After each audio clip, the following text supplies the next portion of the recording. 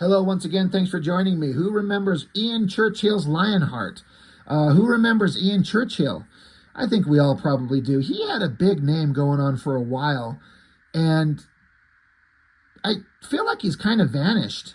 I don't know what the hell he's doing. I remember just he kind of disappeared forever, and then I went looking him up, and I found some book that he was drawing recently at that time. This is a couple years ago.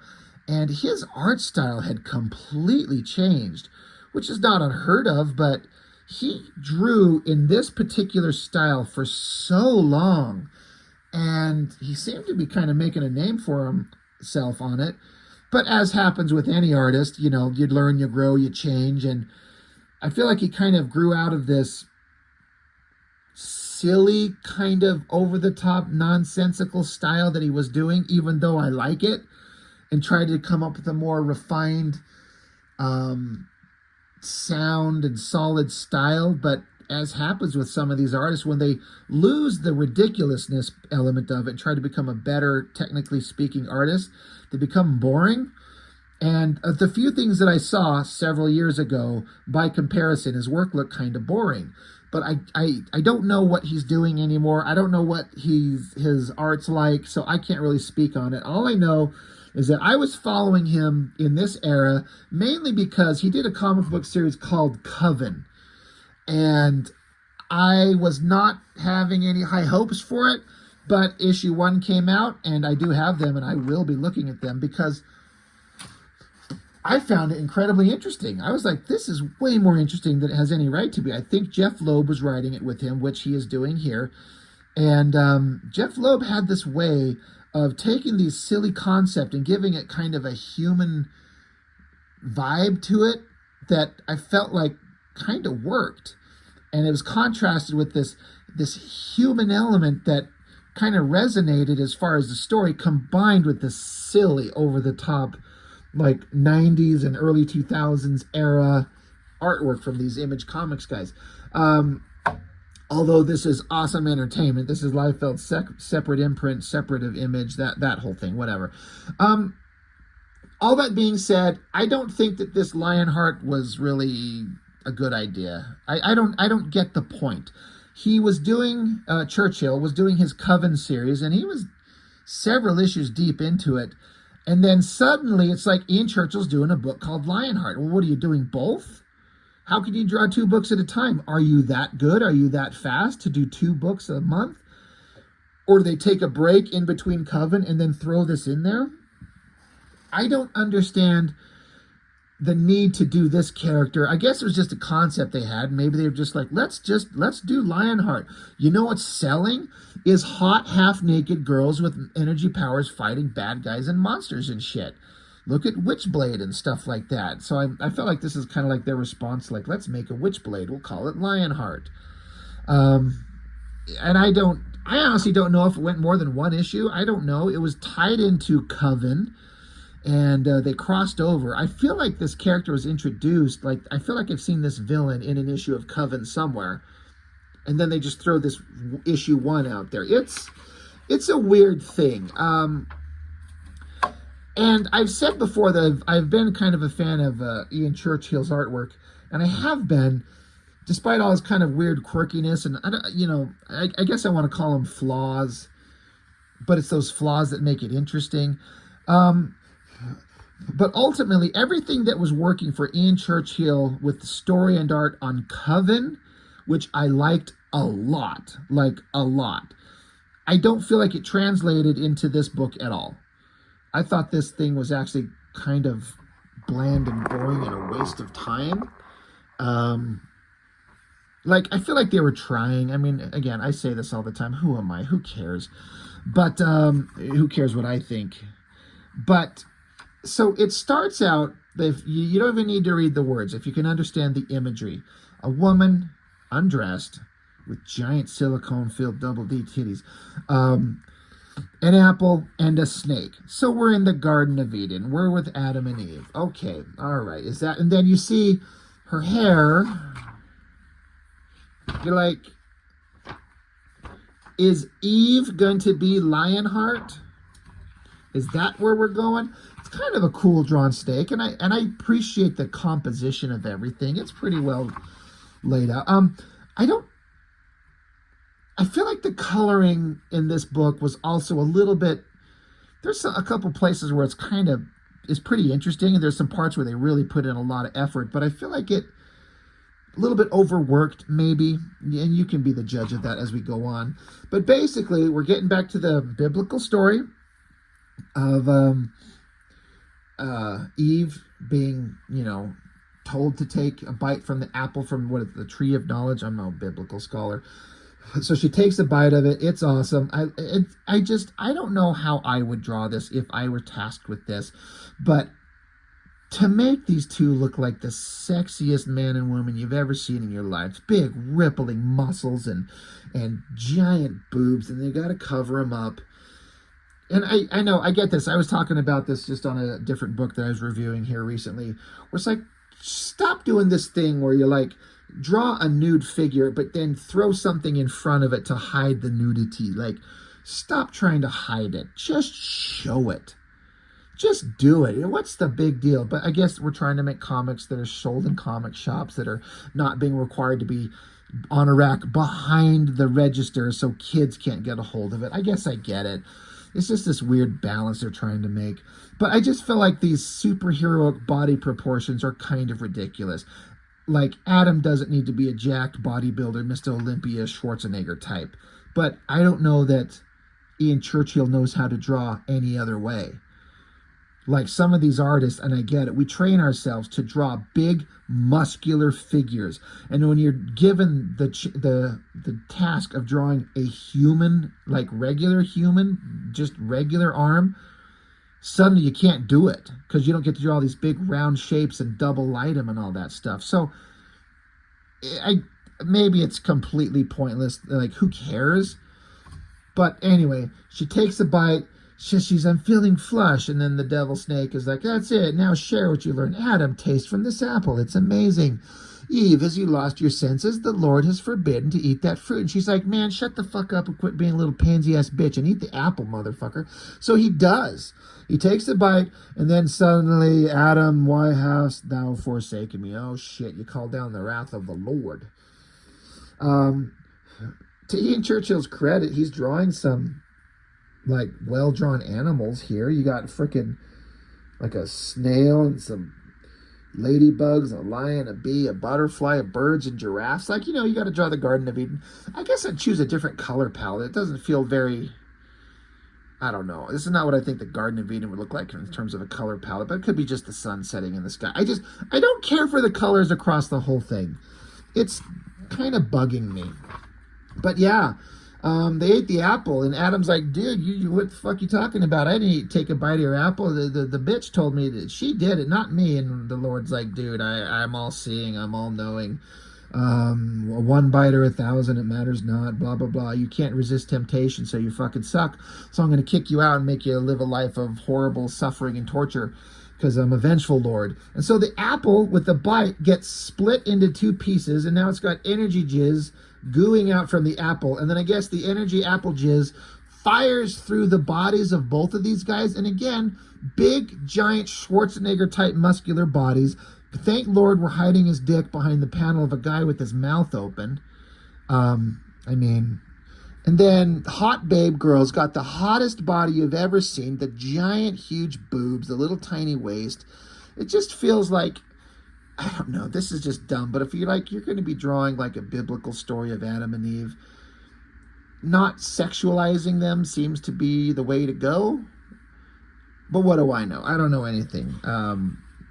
It's all fine. And so they get shot with the energy, and I guess that this is like setting up something. Who the fuck knows? Where are we going with this? They get shot, and then we just suddenly cut to Lionheart girl fighting bad guy. Like, wait, what? I was like, did I fucking skip a page? I literally came back, and I'm like, did I? What?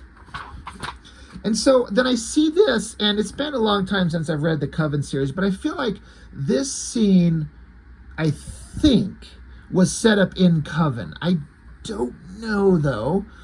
When I go through that, I'll eventually get my answer. But now we cut to, here's the heroic girl, like the titular character on the front. Now, this is one of those funny things where I'm like, this outfit is so fucking ridiculous. But I kind of get it. In as much as artists, most comic artists, like the overwhelming number of us, are guys. And most of us love a beautiful woman, right? And so as an artist, you love to draw beautiful women. I am no different. I mean, I got a collection of my own artwork right here. I mean, this is my own stuff. I draw this stuff. I like drawing attractive girls. You know, faces, heavy lighting, muscular bodies. I like to do it all. I like this one. This was one of my favorites that I did. I enjoyed doing that one. So I get it. We like drawing girls, right? And so when you're going to draw a comic book, you're trying to appeal to the masses, and you want the designs of the characters to be interesting, and you want guys to pick up the books. I mean, let's be real. That's kind of what a lot of the appeal is. So you design it and you give as much skin showing as possible, right? You don't have to, but you give it the high kind of thong little thing, barely covering your anatomy, all kinds of skin showing. And it becomes kind of like a designy element. What parts are cut out? What parts are covered? Put a cape on her, give her long hair. I both understand it and also find it kind of ridiculous. And I think, I mean, I feel like it's an easy concept to get. You're trying to sell. Have a hot girl. And if you're an artist who draws hot girls, put her in an outfit that makes her mostly naked. And then have her fighting some big guy, big villain. I think his name is Blackheart. It'll say somewhere here. So he's punching her. She's on the ground. She turns around. And then she charges up her hand and blasts at him. And I think that shocks even her. She doesn't know she could do this. So then now the ceiling's caving in. She's like looking at her hands like, holy shit, I didn't mean to do that. But I got to solve the problem here. She says, he was right. I don't have the slightest inkling of what's happening to me, but it won't be so that I can kill people. So it's like she's just barely getting her powers and she doesn't understand them. I'm like, what did I miss? So he got covered in ice because they're underground in some big ice cavern somewhere. If you didn't know, it doesn't tell you that. He's like, not dead yet. I'm still alive. So he gets up, he beats the shit out of her, sends her flying, and he says, you are ignorant but unworthy of the gift you have been given. So clearly he wants whatever is giving her superpowers, if we can understand. So she jumps up, we'll see about that, hot babe body, mostly naked, kicks him, punches him, and but it's not affecting him. He goes, grabs her, and starts choking her out, and she's kind of into it, and she passes out. But then now, because he says his name is Blackheart, because of course it is, he's like, so now she's passing out. So now we're going to jump to another time, right before she got her powers. So now she's like a Lara Croft Tomb Raider type, traversing down some ice. Now I got to give it to the colorist. I'm wondering what these look like in pencil. If Churchill drew any of this, or I assume to have this kind of coloring going on your pages that you're drawing on your own book, you have to discuss it with the colorist. Like, this is what I want this to look like. Let's make it look like this, but do you pencil it in, or do you like do the basic like compositional lines of it and then just tell the colorist just to go to town? Which I can't decide if they overworked it or made it look perfect. I honestly don't know. I feel like it works really well, but it also feels completely overworked. Too much. But again, so the girl's she's passing out from her battle with the guy. So now we're going back. Here she is as a regular human girl. She's traveling through these ice tunnels, and she gets down into this after traveling down, passing some human bones, going across a bridge. So she's going really far underground. So she's exploring, doing some Indiana Jones shit, and they find an old Viking ship. It's completely intact. And then there's a couple of people here that are part of her exploration team, I guess. And there's some big, fat, goofy-looking guy, and he's all excited. So then she goes up to, I guess I don't know what the correct terminology is, the headpiece on the mast of the boat here. It's got a glowing eye. There's some kind of glowing rock thing. It says the dragon's eye, this amber gemstone, can't belong here. She picks it up. Some voice yells, "Put that down now." So, of course, there's Blackheart. And he says, "What was once one, then became two, now to become one again." So then he shoots at her, hits her, but then she's engulfed in energy. And then as she's engulfed in energy, suddenly she's naked, because that's what needs to happen in these books. And so we get giant, perfect silicone-filled boobs and just the slightest hint of nipple on the end there. Yahoo. And he's like, "Damn you, woman, I'll kill you for this." He's pissed off that she got this thing. And so now I guess that dragon gemstone thing she was holding is turning her into something, but it didn't happen because he blasted her. It sounds like it's his own fucking fault. And he showed up just 1 second too late. What in the hell is with this little nubby little codpiece jockey strap thing he's got? God damn, Ian Churchill, did you have to render it as a big bulge? Stop it. So now she just turns into the character. Boom, there she is. She's in the slutty outfit. Her hair grew freaking 5 feet longer. And she says, "I am now Lionheart."